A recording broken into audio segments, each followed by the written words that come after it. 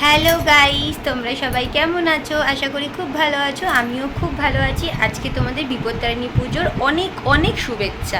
তোমাদের সবার মঙ্গল হোক, ভালো করুক বিপত্তারিণী মা।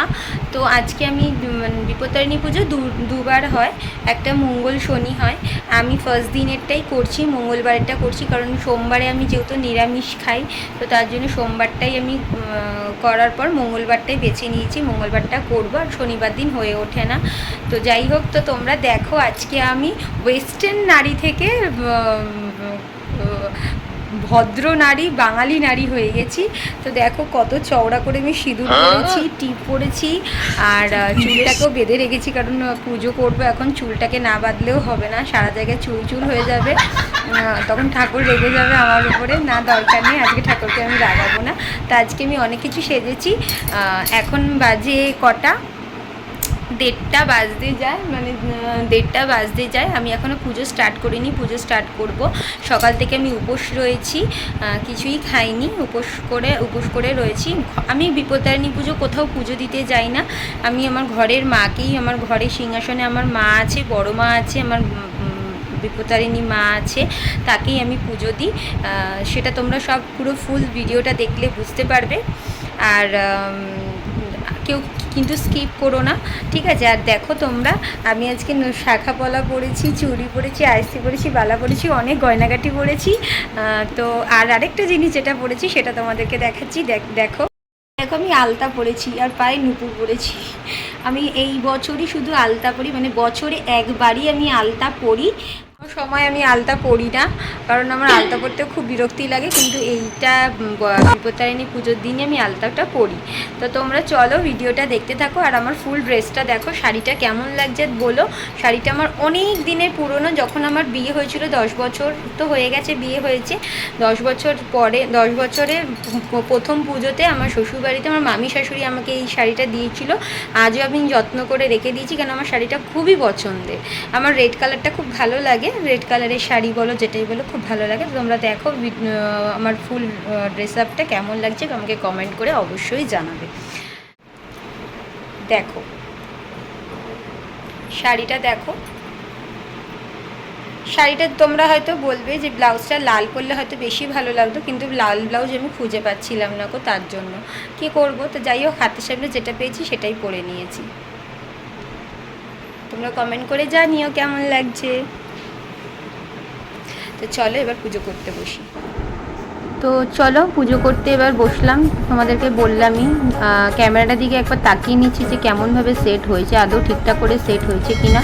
কারণ প্রত্যেকবার ক্যামেরা করতে গেলে আমাকে স্ট্যান্ডের মধ্যে আমার যা করে দেয়, মানে তোমরা চেনো সেই হ্যালো ফ্যামিলি ব্লগ শুনিকে, ও আমাকে সেট করে দেয়। ও যেহেতু বাড়িতে নেই, সেজন্য আমি তো একটু চাপেই পড়ে গেছিলাম যে কীভাবে ক্যামেরাটা সেট করব। তো যাই হোক, ক্যামেরাটাকে যথারীতিভাবে সেট করতে পেরেছি, অনেকক্ষণ সময় লেগেছে, ক্যামেরা সেট করেছি। আর ওদিকে দেখলে আমি উঠেছিলাম, কারণ রিমোটটা নিতে উঠেছিলাম। তো পুজো করতে করতে একটু গান চালাবো ঠাকুরের, তার জন্য আমি নিয়েছিলাম।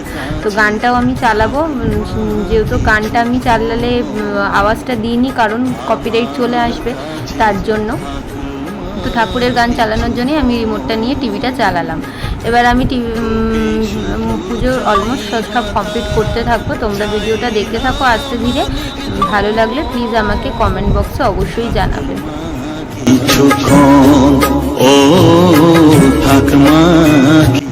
তো এবার দেখতে পাচ্ছ আমি শিব বাবাকে নামালাম। আমার দুটো শিব আছে, একটা শিব যেটা লাল শিব দেখতে পাচ্ছ, ওটা আমার দাদু আমাকে দিয়েছিল, মানে আমার মায়ের বাবা যে বলেছিল বিয়ের পরে ওটা আঁচলে বেঁধে তার আমার শ্বশুরবাড়িতে নিয়ে আসতে। তো আমি সেটাই করেছিলাম 10 বছর আগে যখন বিয়ে হয়েছিল। তো শিবকে স্নান করাচ্ছি, স্নান টান করিয়ে তার আগে দেখতেই পারলে সব ঠাকুরকে স্নান করালাম, ভিজে গামছা দিয়ে টুছিয়ে দিলাম, দিয়ে এবার আস্তে আস্তে সব কিছু করে মালা টালা সব পরিয়ে পুজোটা আমি স্টার্ট করব। তোমরা ভিডিওটা দেখতে থাকো, বেশি কথা বলবো না।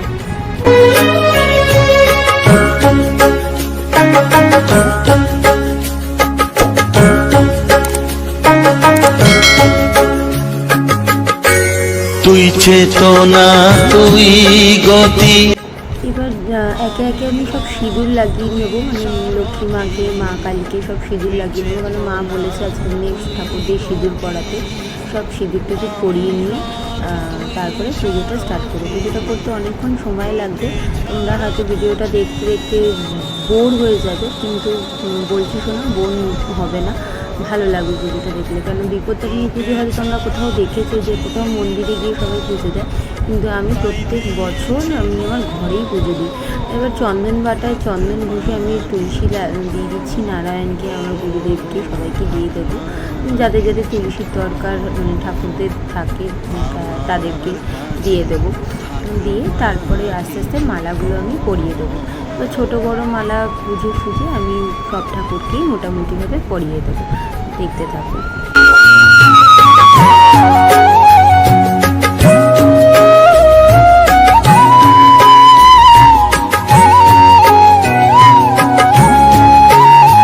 সর্বপ্রথম সবার আগে গুরুদেবকে আগে সব কিছু করি, তারপরে সব ঠাকুরদের করি। কারণ আমি যেহেতু গুরুদেবের দীক্ষা নেওয়া, রাম ঠাকুরের দীক্ষা নেওয়া, তো সবাই বলে যে গুরুদেবকে আগে করে তারপরে সব কিছু সব ঠাকুরকে করতে।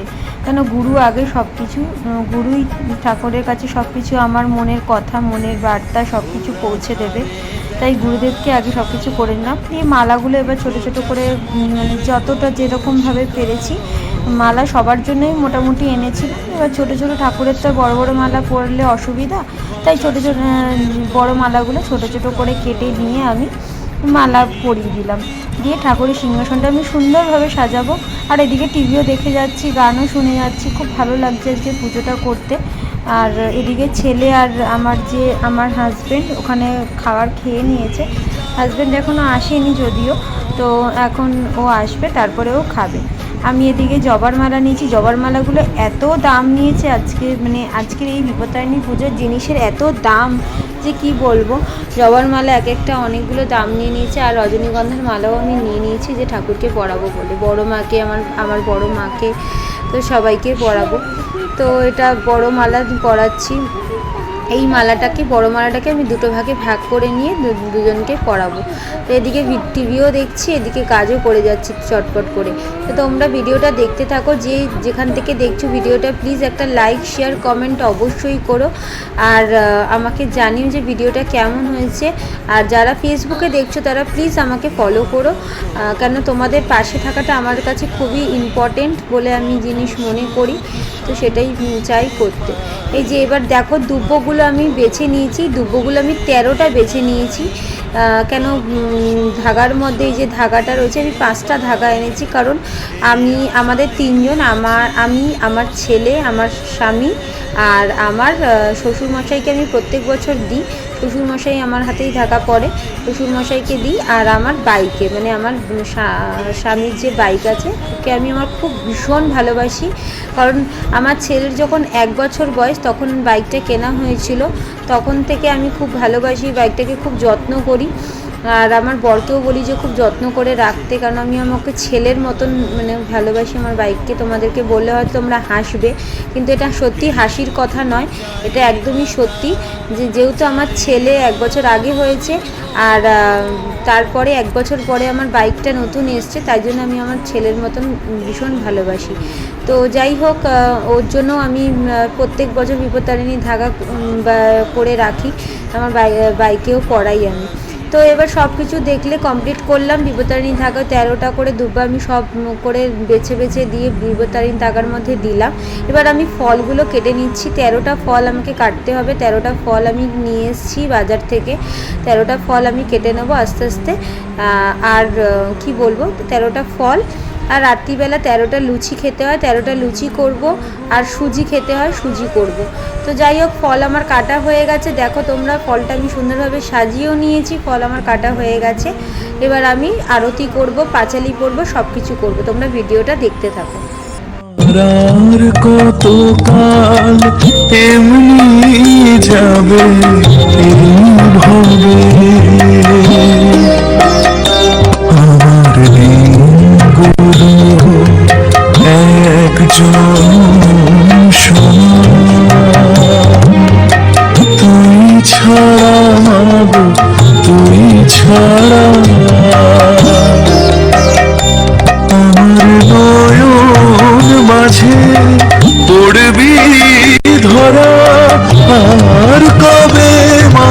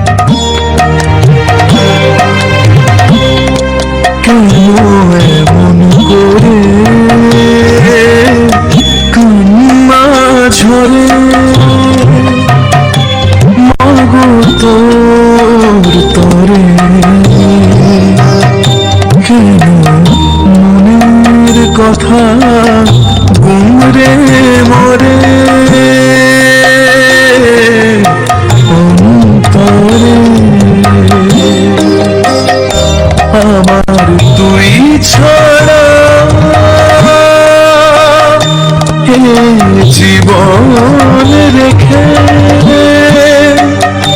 মা কি হবে মা কি হবে আমার নয়ন মাঝে পড়বি ধরা আর কবে মা আর কবে তারা মাগো তারা মাগো তারা মাগো ওরে অভিমানিনী জানি তোর মান হয়েছে ওরা তো অবুঝ ভুল করেছে জানি। পুজোর দিনকে ঘরে ধুনো দিলে না, ধুনোর গন্ধতে খুব সুন্দর লাগে, ঘরটা বেশ মানে একটা পুজো পুজো হয়েছে মনে হয়। তো তার জন্য আমি ধুনো এনেছি, ধুনো জ্বালাবো।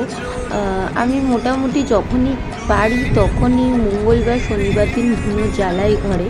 আমার খুব ভালো লাগে ধুনোর গন্ধে, সারা বাড়িতে আমি ধুনো দেখাই।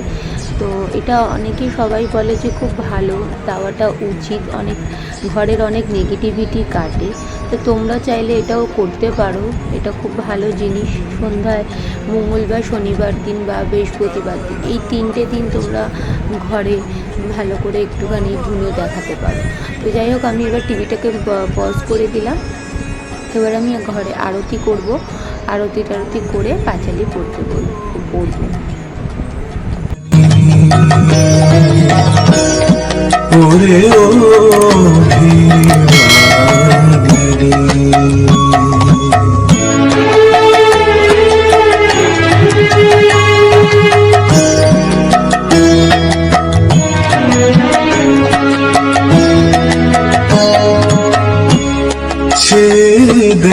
কোদের দিকে কি ভীষণ যন্ত্রণাতে কাতর।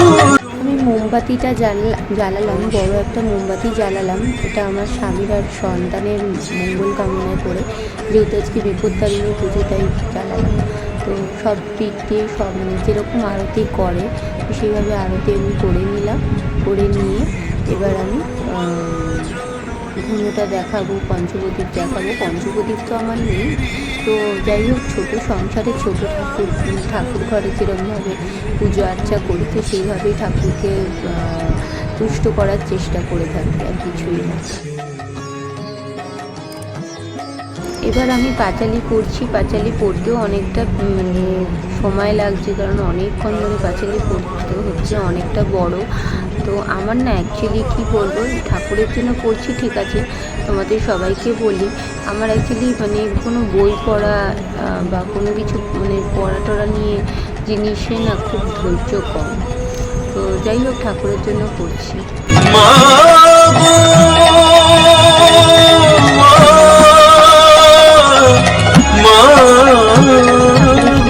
কেমন লাগছে তোমরা কিন্তু অবশ্যই জানিও, আর সবাই প্রণাম করো যে গুরুদেব, আমার বড় মা, আমার মা ঠাকুর, মা কালীকে কেমন লাগছে। আর এটা হচ্ছে আমার সরস্বতী মা, আমার ছেলের জন্য। তো তোমরা কমেন্ট করে অবশ্যই জানিও কিন্তু। আর এই যে দেখো, আমার গুরুদেব খুবই ছোট, আমার খুব স্বপ্ন যে জীবনে বড় ফ্ল্যাট করতে পারলে গুরুদেবকে বড় করে বসানো। এই ভিডিওটা কেমন লাগলো প্লিজ কমেন্ট করে জানিও। আর এই ভিডিওটা যারা ফেসবুকে দেখছো তারা প্লিজ একটা ফলো করে দিও আমার চ্যানেলটাকে, তোমরা পাশে না থাকলে আমি এগোতে পারবো না। আর যারা ইউটিউবে দেখছো তারা অবশ্যই একটা লাইক, একটা সাবস্ক্রাইব আর একটা কমেন্ট অবশ্যই করবে, আর শেয়ার পারলে শেয়ার করে দেবে। তো চলো আজকের মতন টাটা, বাই বাই। আবার কোনো নেক্সট ব্লগে দেখা হচ্ছে তোমাদের সাথে, টাটা।